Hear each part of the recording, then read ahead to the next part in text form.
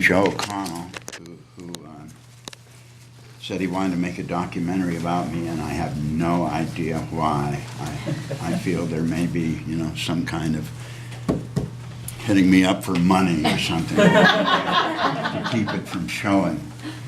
But yeah, I got in film years and years and years ago, oddly enough, at Houston, Texas. After I got out of the service, I went into the theater, the Alley Theater in Houston, Texas. And so I planned to be an actor, and I took a bus out to Hollywood, like a Greyhound bus, like a lot of actors do. And I showed up out there broke and needing money, and I noticed all the actors, or their pictures were just being thrown immediately into the trash can, and agents were saying, "Yes, thank you for coming by." And I thought, I don't want to do that. I've got to go to work. And I was standing on Gower Boulevard, and they were shooting a film with Frank Sinatra. What year was that? Golly, it was like 57, 58. And I watched long before you. Well. But all of a sudden, they brought out all these cars, and there were like 7 guys standing around by these cars, and they looked like gladiators to me. And the assistant director said, "Okay, stuntman, get your motors running." And these guys got in their cars and started them up. Okay, action, and wham, bam, they started rolling cars and fist fighting and doing. And I thought, that's what I want to do. How can I do that? And then a little while later, I was having lunch with someone, and they said, Jack Nicholson, this actor, young actor, is getting ready to do 2 westerns up in Utah, and they're looking for a stuntman. And I said, I'm a stuntman. Although I wasn't, of course, but I was going to fake it. And so I went on the interview, and I met Jack, and he had an office that was about a 1/4 size of this room we're in now. Actually, it was a paper supply room kind of thing, and he had a bologna sandwich, and he was sitting there. And he didn't know anything, I didn't know anything, so we just lied to each other. And he said, "We're going up to Utah, can you do these things? Can you take a horse and have it get sick, slow down, fall down, and die?" And I said, "Sure, that's no problem. Yeah, I can do that," having no idea what I was going to do. But anyway, I got hired as a stuntman on that film. And we worked it out. We went up in Utah. We had an absolute ball. It was an independent, directed by Monty Hellman.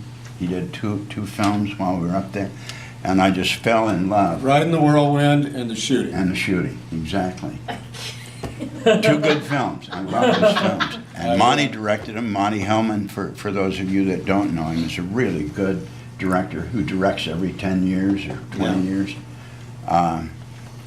But they were good films, and I fell in love with the process of making film. Hold on, what happened with the horses scene?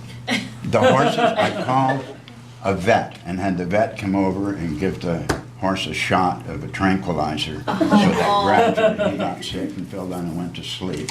And everybody went, "You're a genius." I worked at a vet a couple of years ago with Millie Perkins. Did you work Yes. with Millie? Oh, wow.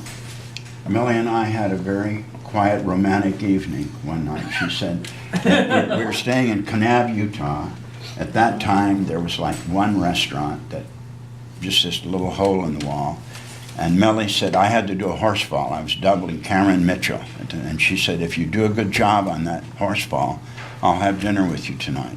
So I just did it balls out. And that night we went to this little cafe, and we sat over here and had our dinner, and the rest of the crew sat over there and just watched us all night. And that was my evening with Millie.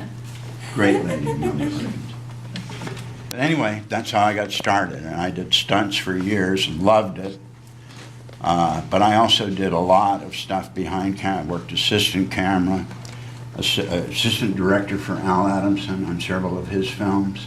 I got to meet a lot of the good independent film directors like Richard Rush, Monty Hellman, Brian De Palma at that time, but also some of the bad ones like Dave Hewitt and Don Jones, Larry Buchanan, some of the ones that were just cranking out the stuff, and just loved it, absolutely. Richard Rush still alive?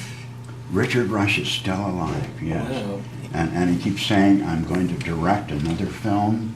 It'll just be a year or 2. We're talking about Richard Rush, one of my favorite directors, who's 85 or 86. An amazing history who toiled